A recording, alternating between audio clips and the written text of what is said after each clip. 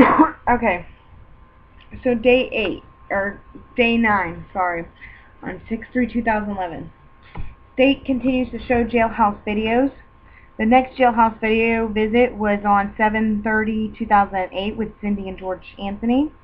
Cindy tells Casey it's okay to laugh. Casey tells George he's been the best father, by far the best grandfather. Casey at this point has a mean, lassie look on her face while watching the video. Cindy she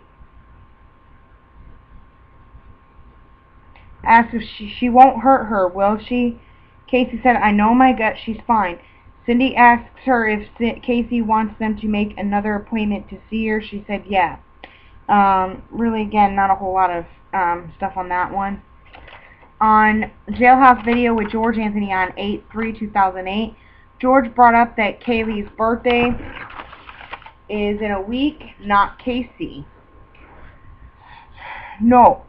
If George had anything to do with it,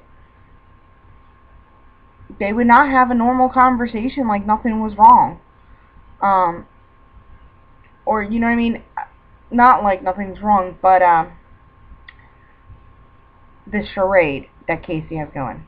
Or it would have been different, in my opinion. George asked if there's anything Casey wanted to talk about. Anything, he says. George tells Casey he's supposed to meet with John Walsh from America's Most Wanted. Casey tells George, I have told you guys what information I have and can. Casey keeps saying, I love you guys so much.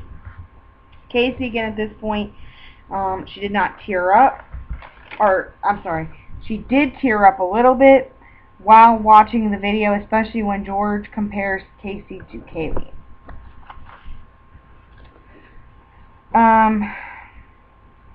They went to recess. They came back. The jailhouse video of George and Cindy on 8/14/2008. On this video, Casey is laughing while her mother is crying. When Cindy tells Casey that people are saying Kaylee drowned in the pool, Casey's response was, surprise, surprise, and rolls her eyes. And Casey said, we need something to, or Cindy said, we need something to go on. Casey turns it on her, saying, well, how do you think I feel? I've been here a month. I have nothing to go off. Shown Casey getting mad on the video, and she says her life has been taken from her. She has had everything taken from her. Now, they asked her if there's anything you want to say. They're in front of the media. From Casey, tells Annie, I forgive her. I just want my baby back. Whoever has her, just want her back. Whoever. Now, whoever has her, you know who had her, supposedly.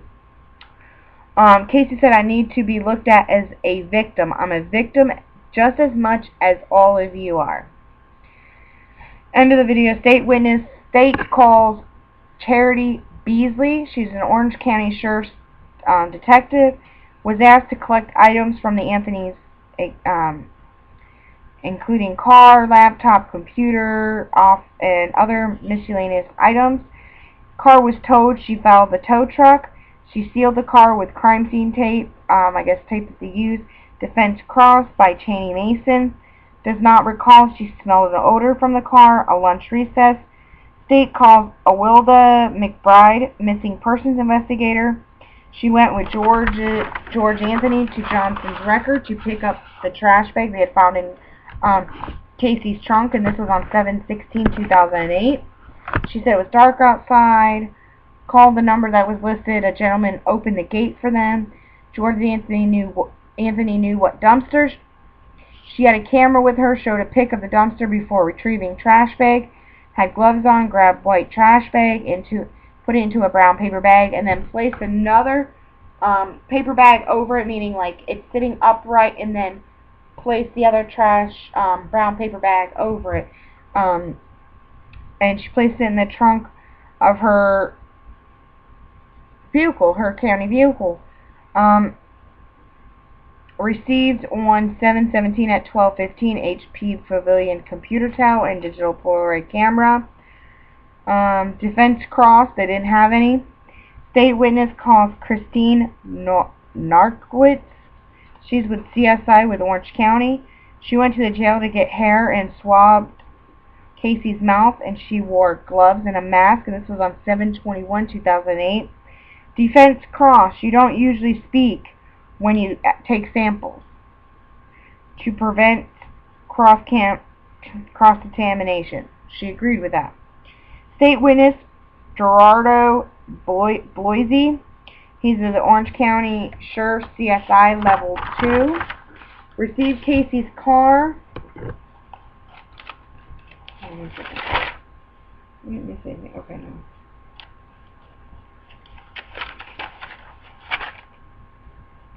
Okay, sorry, just want to make sure I didn't miss anything. Received Casey's car with seals on trunk, hood, drivers, and so forth and so on, and the passenger door on 7/16/2008.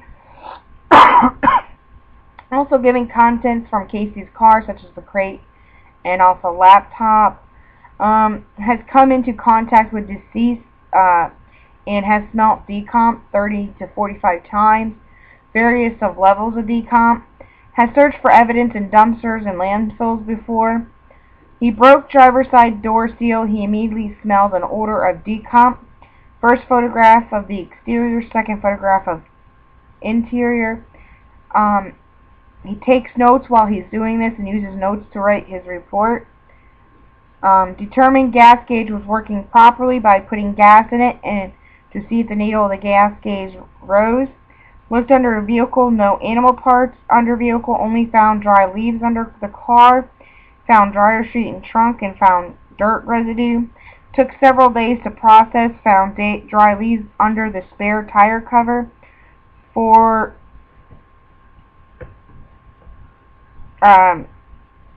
Showed jury the spare tire cover from Casey Anthony's car that contained the spare tire cover pieces. And they pulled it out. And as I watched this, I saw Linda Drain Broddick, however you say her last name, kind of go like this. And the guy starts coughing. I'm wondering if it smelled really bad. That's just my opinion. The defense cross. Leaves were submitted to the lab. He did not receive any results. Found 12 hairs total by hand. Doesn't remember colors. 11 hairs by the vacuum he used. He inspected the vehicle 12 times. State redirect. He did not find any blood. And that was the end of day 9. Fairly straightforward. And my next video will be